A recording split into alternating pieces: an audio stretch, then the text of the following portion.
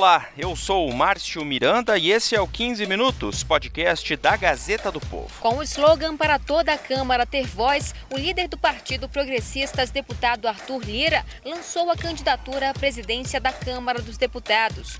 Todo diálogo ele começa largo, ele tem que começar bem amplo, respeitando minoria, oposição, respeitando o regimento. Pois é, o candidato do governo Bolsonaro à presidência da Câmara dos Deputados quer ser também o candidato do PT, o Partido dos Trabalhadores. É isso mesmo.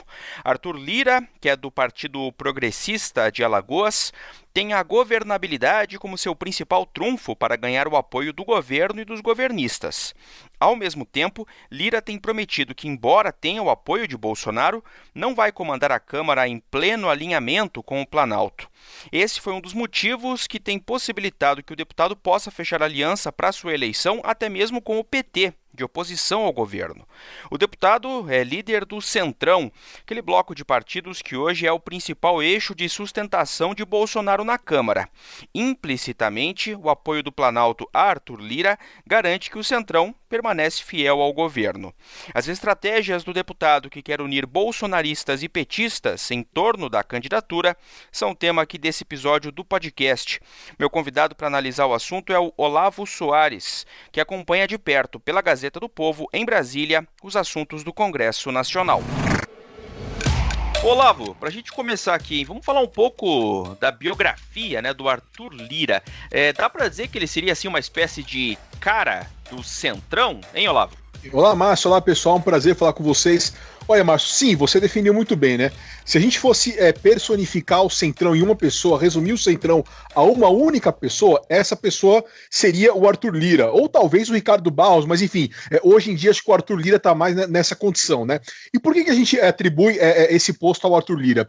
Primeiro porque ele é o líder do PP, né? E o PP, o Partido Progressista, ele é o partido mais centrão que existe disparado, assim, né? O partido que simboliza mais do que qualquer outro o Centrão. E o Arthur Lira, ele já exerceu essa liderança em outras ocasiões também, e ele é um político que ele já apoiou a Dilma, já apoiou o Temer, já apoiou, enfim, outras lideranças. Ele não tem nenhuma ressalva em apoiar quem quer que seja. Então, por isso que a gente pode sim cravar que ele é a cara do Centrão. Ele é um deputado federal em terceiro mandato, né? O pai dele, o Benedito de Lira, foi também uma figura importante no Congresso. Enfim, ele é uma figura bem típica da nossa política. Partidos de centro, como sempre falei, são a força moderadora. Como é que foi a aproximação dele com o presidente Bolsonaro e o próprio governo, hein, Olavo? Olha, Márcio, essa aproximação do Arthur Lira com o presidente Bolsonaro, ela data do começo do ano, né? Data do primeiro semestre. O que aconteceu? A gente vivenciou ao longo do ano passado, de 2019, muitas vezes, eu fiz matéria sobre isso várias vezes, da dificuldade de relacionamento do governo com o Congresso, com o Legislativo, né? E aí ficou esse diagnóstico no ar de que o governo precisava superar isso, precisava resolver esse problema, né? E como resolver esse problema? Nada melhor do que dialogar com o Centrão, que realmente quem faz as coisas acontecerem dentro do Congresso. Então essa conversa começou a ocorrer no começo do ano, de maneira, enfim, para parar as arestas, delimitar, fazer uma aproximação a cada lado, e aí a gente teve um ato que foi simbólico, que foi em abril, quando o Arthur Lira visitou o Bolsonaro no Palácio do Planalto, e eles gravaram um vídeo aí, o Bolsonaro mandando abraço para alguém, elogiando o Arthur Lira, esse tipo de coisa. Valendo aí, presidente. Tá valendo? Gravar o vídeo? Olá, Ângela. Olá, Álvaro. Jair Bolsonaro. Estou com o lado aqui do maridão, do pai. Um grande abraço a vocês dois. Tamo junto, hein? Valeu. São grandes fãs, toda hora me pediam isso. Valeu, aqui, valeu. Esse vídeo acabou sendo um símbolo, né, dessa nova fase, dessa aproximação definitiva entre o Arthur Lira e o Bolsonaro.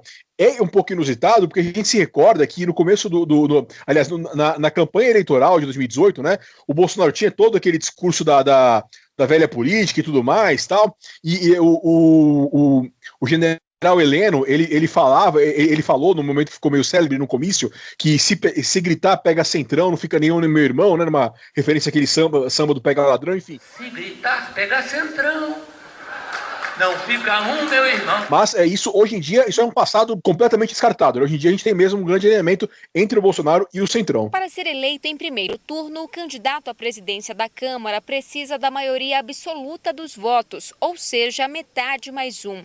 Se todos os parlamentares estiverem presentes, serão necessários 257 votos. Bom, mas aí o Arthur Lira tem essa aproximação do Centrão, né, que ele representa com o governo, mas para a candidatura dele à presidência da Câmara, que é nosso assunto aqui, Olavo, ele vai atrás do apoio da oposição. O que ele tem prometido para, digamos, atrair aí o voto, né, de deputados de partidos como o PT, por exemplo? Como é que está essa negociação de um deputado que quer unir o apoio do Bolsonaro e também do PT, hein, Olavo? É isso mesmo, Márcio. Assim, é legal a gente falar, porque assim, a eleição para presidência da Câmara, não só essa, mas em via de regra, no geral, ela nem sempre segue a lógica dos partidos que a gente vê na vida real, digamos assim, né? Muitas vezes ela obedece uma dinâmica muito específica da Câmara.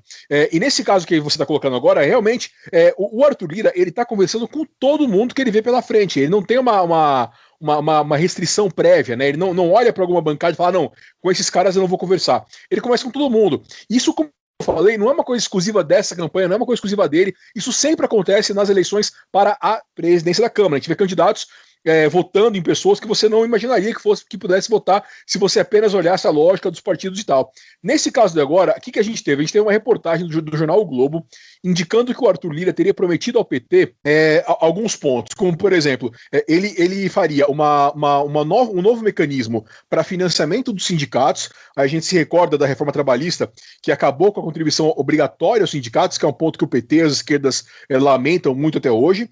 O Arthur Lira também disse que não avançaria na pauta de costumes, que é uma coisa que a esquerda é contrária, né? A esquerda se opõe bastante ao que o bolsonarismo defende. E o ponto mais delicado, mais controverso dessa história é a promessa que ele teria feito de que ele poderia promover mudanças na lei da ficha limpa e também que ele seria contra o lavajatismo, né? E esse lavajatismo, é importante a gente destacar que a Lava Jato ela é um inimigo em comum tanto do PT quanto do PP, né? Quanto do partido do Arthur Lira. Não precisamos nem citar por que o PT não gosta da Lava Jato, mas no caso do PP, que é um partido com figurões menos destacados do que o Lula, enfim, o PP é um partido muito, mas muito envolvido na Lava Jato, mais do que qualquer outro, né? E o próprio Arthur Lira ele é alvo de investigações da Lava Jato. Então houve essa história. Acontece que essa questão das promessas que o Arthur Lira teria feito ao PT, isso acabou não sendo tão concretizado, isso saiu na imprensa, mas figuras vieram a público para negar que isso tenha ocorrido. Enfim, essa história está um pouco nebulosa, mas o que a gente pode cravar, Márcio, sem dúvida, é que o Arthur Lira ele está realmente se esforçando para falar com todo mundo mesmo. Até porque precisa de votos, né, para conseguir. E até essa questão de conversar com todo mundo, tem um detalhe, você até também falou sobre isso essa semana aí na Gazeta do Povo, Olavo, que o ato de lançamento da candidatura dele, né, foi bem pluripartidário, né? Ele desponta como um candidato bastante forte aí nesse momento para a presidência da Câmara? Sim, Márcio, ele desponta assim com uma força, né? A gente teve no ato de lançamento da candidatura dele, a gente teve 8 partidos formalmente declarando apoio a ele, né? Então, além do PP, que é o próprio partido dele, que estava representado pelo seu presidente nacional, o senador Ciro Nogueira, a gente tinha o PL, o PSD, o Avante, o Patriota, o Solidariedade, o PROS e o PSC. Esses partidos, eles somam 160 deputados. A gente teve depois uma sinalização de que o PTB também deve apoiar o Arthur Lira. O PTB, a gente sabe que é o partido do Roberto Jefferson, um ex-deputado, que recentemente tem se declarado um bolso de carteirinha. Ainda não houve uma comprovação por parte da liderança do PTB na Câmara de que o PTB vai apoiar o Arthur Lira, mas o Roberto Jefferson tem dito que o PTB vai apoiar o nome do governo e o nome do governo é o Arthur Lira. E aí, nesse contexto, o Arthur Lira larga assim com algum favoritismo. Não dá pra gente cravar que ele é favorito, até porque é o seguinte, né? Eu mencionei que ele tem apoio desses partidos, que somam 160 deputados, mas é muito importante a gente ter em conta que a eleição para presidente da Câmara é uma eleição com voto secreto, ou seja, não necessariamente os acordos vão ser cumpridos, né? Então, assim, o líder da bancada pode fechar uma coisa e a base pode não cumprir, né? Mas a gente tem sim o Arthur Lira atualmente largando na frente. Até onde essa liderança vai ser mantida, a gente está em dezembro, a eleição é em fevereiro, tem muita coisa pela frente, mas ele realmente está começando a campanha com consistência. O governo está desesperado para tomar conta da presidência da Câmara dos Deputados. Bom, Olavo, e o restante do cenário, hein? Claro que o Arthur Lira não é o candidato do grupo, do atual presidente da casa, né, o deputado Rodrigo Maia. Como é que tá o restante do cenário? Quem deve ser o adversário mais forte aí do Arthur Lira nessa disputa, hein, Olavo? Olha, Márcio, a gente tem um cenário hoje com basicamente quatro grandes grupos, né, que estão colocados nesse contexto da eleição da Câmara, e eu vou citar esses grupos, vou citar do mais fraco para o mais forte, certo? O mais fraco é o grupo que está liderado pelo PSOL, né? O PSOL, partido de esquerda, de oposição ao Bolsonaro, o partido que faz a oposição mais ferrenha ao governo Bolsonaro. O PSOL, ele tem insistido na ideia de uma candidatura própria, né? Deputados do partido, a líder, Samia Bonfim, o deputado Glauber Braga, do Rio, eles estão até batendo boca nas redes sociais com pessoas de esquerda, mas de outros partidos, que segundo essas pessoas, seria mais inteligente que a esquerda compusesse com outras forças, enfim, em vez de lançar uma candidatura própria. Historicamente, o PSOL sempre apresenta um nome para a disputa da Câmara, é um nome que o próprio partido sabe que não tem chances de vitória, mas é a expressão que na política costuma se chamar de marcar a posição, né? Que é lançar uma candidatura, fazer com que essa pessoa participe dos debates, enfim, vá e se exponha de entrevistas para destacar, divulgar as ideias do partido, né? Então, esse contexto. Como eu disse, é a candidatura mais fraca. A terceira candidatura é a do Marcos Pereira. Quem que é o Marcos Pereira? Marcos Pereira, deputado federal por São Paulo pelos Republicanos. O Marcos Pereira, ele é o presidente nacional do Republicanos e é o atual vice-presidente da Câmara. O Marcos Pereira, ele é um deputado de primeiro mandato, mas ele está longe de ser uma figura inexperiente, muito pelo contrário. Ele foi ministro no governo Temer e ele é uma figura de alto clero, né, dentro da Câmara dos Deputados. E é uma pessoa muito respeitada, muito admirada dentro da Câmara. Mas por que eu estou colocando ele como mais fraco do que os outros grupos? Porque a candidatura dele está sendo uma candidatura, digamos que de uma dissidência, né? O Marcos Pereira, ele fazia parte, até pouquíssimo tempo, do grupo do Rodrigo Maia, grupo que eu vou explicar um pouquinho mais para frente. Mas, enfim, quando o Marcos Pereira ele lança a candidatura própria dele, alheia a esse grupo, acaba tendo um pouco menos de força do que seria se ele tivesse integrado a esse grupo maior. Então, assim, o Marcos Pereira, recapitulando, ele é uma figura de destaque, uma figura de peso, mas está lançando a sua própria candidatura de maneira um pouquinho isolada, e isso tira um pouquinho da força dele. Os outros dois grupos restantes, esses dois eu não vou criar uma hierarquia de força entre eles. Só digo que são os dois grupos favoritos. Um é o do Arthur Lira, que nós já acabamos de destacar bastante, e o restante é o grupo do Rodrigo Maia. Rodrigo Maia, a gente sabe que não pode ser candidato, mas ele é o líder desse grupo que vai lançar um nome, né? Esse grupo hoje está com 6 partidos em torno dele, que são o MDB, o PSDB, o Democratas, o Cidadania, o PV e o PSL. A escolha do nome desse grupo, o candidato desse grupo, o grande debate de momento, né? Digamos que é a pergunta de $1 milhão. Digamos assim, quem é a pessoa que vai encabeçar esse projeto? Tem alguns nomes colocados, o Baleia Rossi, do MDB de São Paulo, o Elmar Nascimento, do Democratas da Bahia, até o Luciano Bivar, do PSL de Pernambuco, enfim, tem esses nomes colocados. A pessoa que vai sair por esse bloco, ela certamente vai ter muita força, porque vai ter o respaldo de partidos grandes e também o respaldo do Rodrigo Maia, que é um presidente da Câmara bem avaliado, forte, respeitado entre os pares. Bom, e para a gente fechar, Olavo, o que está em jogo, né, em uma eleição como essa da Câmara, para os deputados e, claro, para o governo, né?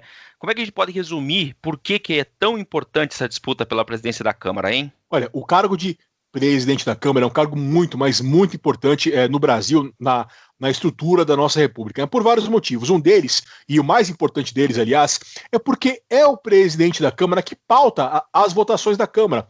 É ele que determina, claro que não de maneira isolada, mas enfim, ele que dá a palavra final no que vai ser votado na Câmara dos Deputados. Então, assim, se um projeto X foi a votação, só foi a votação porque o presidente assim o quis. Pronto.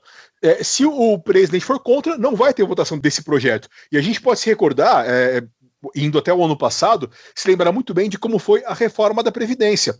Que a reforma da Previdência, que era uma proposta original do ministro Paulo Guedes, do governo Bolsonaro e tudo mais, mas ela só foi aprovada por causa do grande empenho que o Rodrigo Maia destinou. Se o Rodrigo Maia fosse um presidente, nem diria contrário, mas indiferente ou pouca coisa favorável à reforma, talvez a reforma não teria saído, porque a reforma encontrou muita resistência dentro da Câmara. Então, assim, o empenho que o presidente colocou naquele caso foi essencial para que a reforma fosse votada. Isso tem um monte de coisa, um monte de agendas, enfim, essa dinâmica da Câmara dos Deputados que é pautada pelo presidente, que é essencial para o governo, essencial para o funcionamento do país como um todo. Além disso, tem um aspecto que é bem importante, que pela nossa Constituição, pela nossa legislação, o presidente da Câmara dos Deputados é a única pessoa no país, a única, isso é completamente personalizado, é a pessoa que pode dar início a um processo de impeachment do presidente da República. Porque como é que funciona? O pedido de impeachment, qualquer cidadão pode fazer. Eu posso fazer, você pode fazer, qualquer um pode fazer. Mas ele se inicia quando o presidente da Câmara assim o autoriza. E cabe apenas a ele. O presidente do Senado não pode fazer isso, o presidente do Supremo não pode fazer isso, é apenas o presidente da Câmara. Então, assim, imagina o poder que isso tem, a força que isso tem, né? A gente nem precisa pensar em teoria, a gente pode ir para a prática.